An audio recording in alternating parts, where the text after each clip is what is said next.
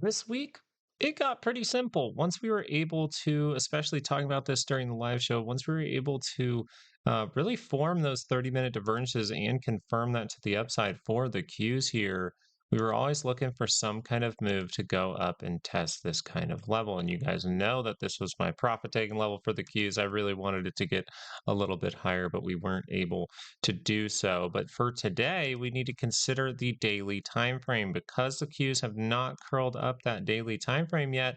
Are they the lagging opportunity as of right now, or is the SPY going to somehow fail this move? So I think we're going to talk about the macro side here just to discuss the ups, the downs, where we could likely be heading utilizing our monthly and our annual expected moves. And I think we should just get right into it.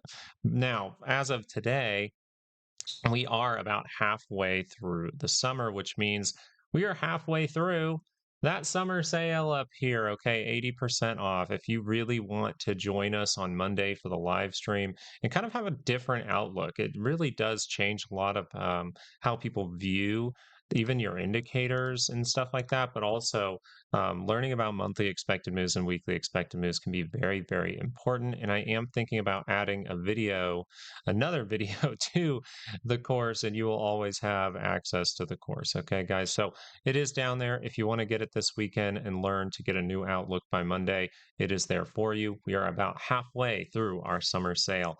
So the daily chart here for the SPY was able to curl up, and that told us that we need to pay attention to those 2 hour higher lows. That's how we were really talking about the shorter time frames. And we mentioned that over here, right before we were crossed up. If the daily ever does, just watch out for 2 hour higher lows. That's what it kind of changes to. But this move actually opens the door to a few things. It opens the door to a potential trap up in these type of areas. It opens up the door to a monthly expected move tag. And it even opens up the door to a SPY hitting 800, maybe even by the end of summer. Right. So, what do we want to consider here are those scenarios.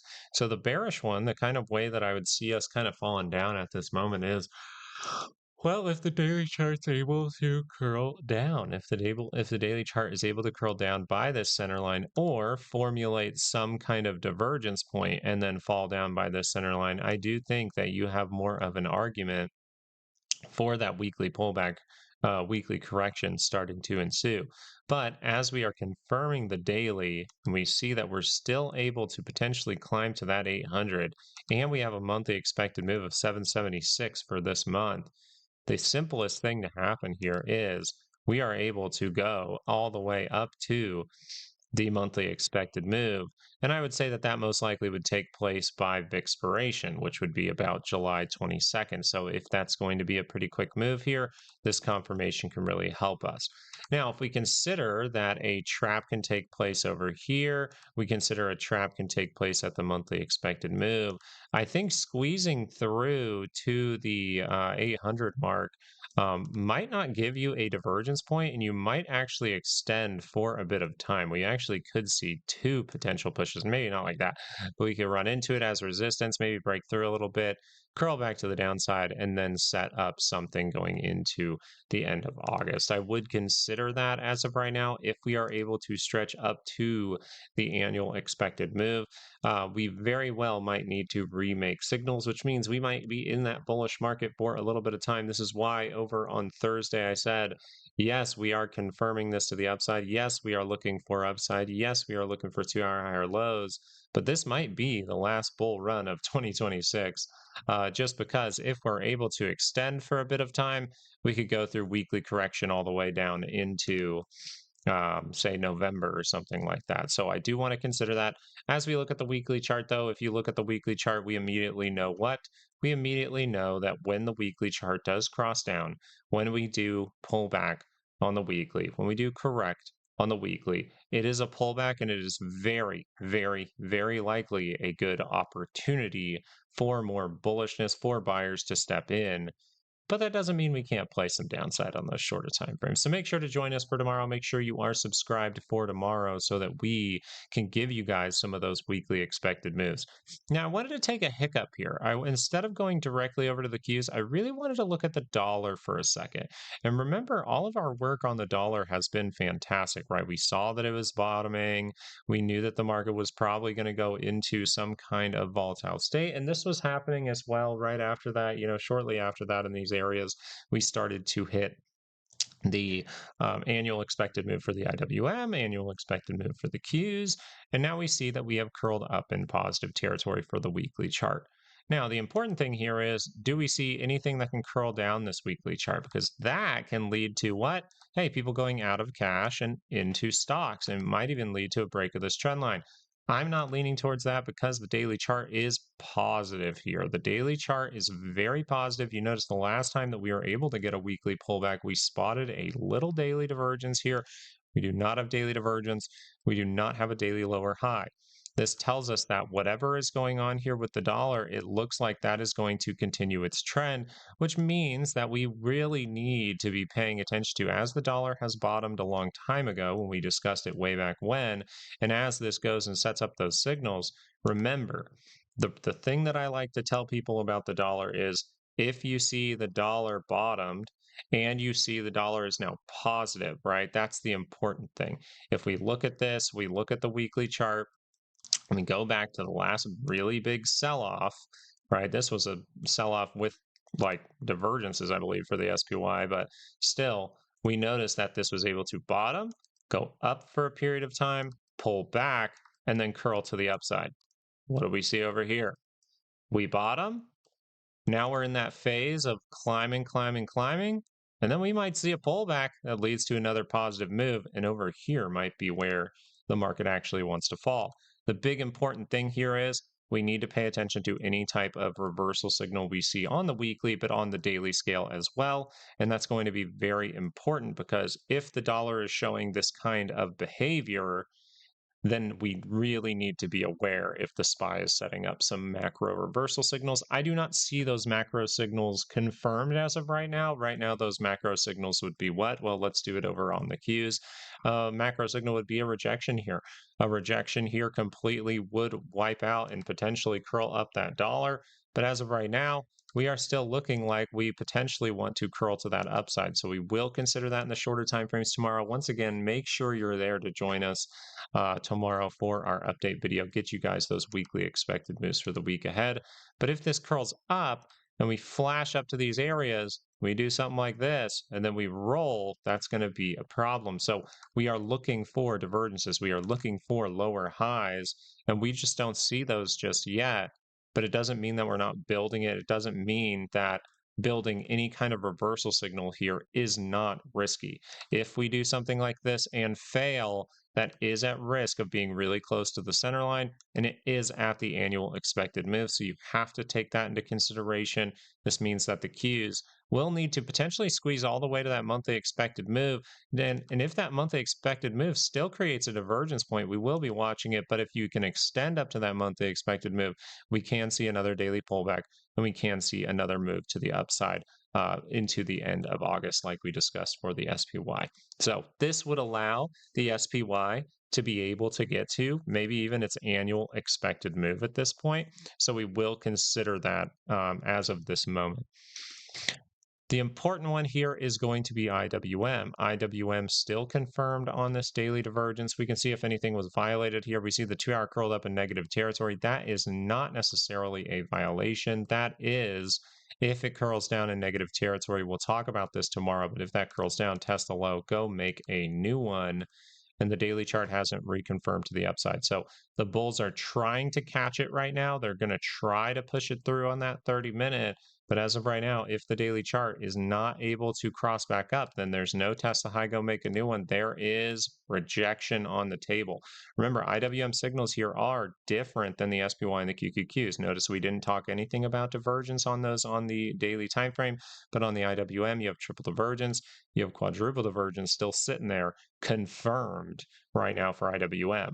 So out of all of the indices, IWM is heavily leaning towards right now with the confirmations we have, some kind of weekly pullback, some kind of weekly correction, even if that correction took us all the way down into something like this, it still could be a potential opportunity to see more upside into the end of the year, right? If we're able to pull down starting now, you have so much room here that you could pull back for weeks, see a terrible little correction that people call stock market crash, and then we just confirm to the upside and go off to the races again. That really looks like how simple this can be. So let's go look at the weekly for VIX. If we look at the weekly for VIX, we are dropping off and going negative. This is exactly what the bulls want to see. And even if you're bearish here, a curl up by the center line would have been the opportunity for some kind of crash, actually, because we're curling up in positive territory. The fact that we're rejecting off here is a pretty good thing because it starts to increase the probability for a lower high, which also tells us that a weekly lower high for volatility is starting to become on the table more and more each week with the price action we're seeing. So I just wanted to point that out. It is still in the uncomfortable spot where you can pop off, but as of right now, you are starting to increase the probabilities for a lower high if this weekly is able to curl up. As of right now, the daily chart is curling down, down, down. And remember, the signals here for the VIX aren't the best really to follow. And maybe the fact that they don't have the best signals is important. You do have kind of a little double bottom or divergence between these points, but it's not nearly confirmed, right? We'll go over the shorter time frames to see if anything's there. But for now, if the daily chart just continues to the downside, we would potentially remake signals down towards 1212 before seeing some kind of big correction. So you see how we can extend into the end of August with these signals. So a lot of these signals are saying we have opened the door to squeezing and setting up new reversal signals later, potentially going into the end of July. We set a high, then we pull back a little bit, and then we set another one and maybe set up a trap by the end of August. So we'll see if that's going to take place. But you remember that the VIX futures are a big portion of what I've been watching because I love this signal compared to the other. I really, really think this signal is something I can utilize, something that I can watch, is the daily potential divergence here. Now, is this, hey, this has to go pop off right now? We'll go into the shorter time frames and stuff for volatility tomorrow. But at the same time, this is not showing signs like this is not confirmed or anything like that. But I just want to be aware that if it does, this is a potential divergence. Even if we go down a little bit lower, even if we go down a little bit lower, it will be a potential divergence point. And therefore, if I see anything like this confirm over the next week or so, then I really need to be paying attention and saying, hey, I don't want to be risking a ton of money to the upside when there is a macro volatility futures signal that is suggesting divergence that can curl up the weekly chart. Once again, here, the weekly chart is dipping down negative and negative, though, adding more probabilities to what? More probabilities into, hey, we can see lower high. The lower we go, the lower the high, right? So as of right now, that's how I'm seeing volatility, and I think it's very important. Lastly here, just to throw it in at the end of the video, I wanted to talk about Bitcoin. Because remember, Bitcoin, someone asked this during the live show, and so we talked about this during live shows plenty of times, but we talked about this during videos sometimes and suggested way back here to look for some kind of retest. If that retest fails in any sort, then we're probably heading directly to this trend line. Notice that this was a very, very weak one on the weekly. We weren't even able to curl it up before falling to the downside. That would be your daily chart trying to tell you, hey, you're in a risky area. Just watch out if you're able to roll. You were able to roll, and we were able to set up some stuff in here for some kind of bounce. And now we're setting up a daily divergence by that trend line, suggesting we're going to try to reverse around here. If this is able to curl down, that would be a failure of this signal on the MACD. But right now, you are saying that we can curl up this weekly chart. Now, what's the deal with this weekly chart? The weekly chart has divergence as well, and it is very significant on the MACD and RSI at the same time. This means that if the daily is able to hold price here and we can confirm the weekly chart, maybe even this week, then it will be saying we're going to attempt to take out that high and actually go into some sort of potential positive trend. This is going to be Bitcoin trying to come back here. This is going to be Bitcoin pulling back on the monthly, getting by the center line. And if that's able to confirm up into positive territory, that means what? we potentially test the high and go make a new one. So is this the next big run for Bitcoin, or is it going to fail? We're going to find out this week. So I'd love if some people brought up some Bitcoin during the live shows Monday through Wednesday. If you'd like to join us Monday through Wednesday, we will have a live show all summer long, all the way through the end of August, where we will be discussing a lot of stock market moves. You can ask questions about the course. You can ask questions about pretty much anything. And don't be shy to ask questions, because I'm sure it is helpful for everyone to hear what you have a question about. It really, most, if not all the time, it is a great thing. Just any question that we get. People do ask great questions, and I'd love you to join that live show. Hey, thank you guys so much for watching this video. I just wanted to get through some key points there, some things you can keep your eye on, and we will talk about it more during those live shows and in these YouTube updates.